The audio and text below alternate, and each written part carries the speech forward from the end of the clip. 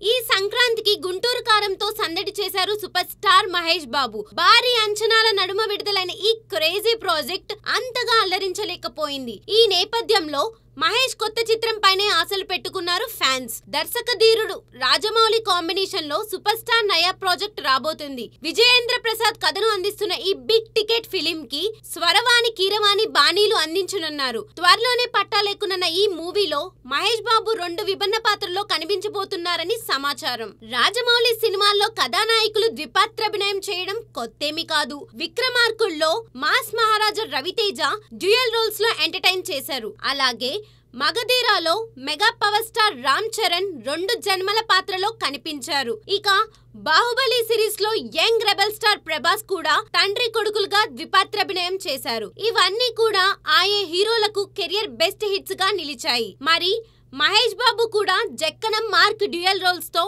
రవితేజ రామ్ చరణ్ ప్రభాస్ తరహాలో సంచలనం సృష్టిస్తారేమో చూడాలి.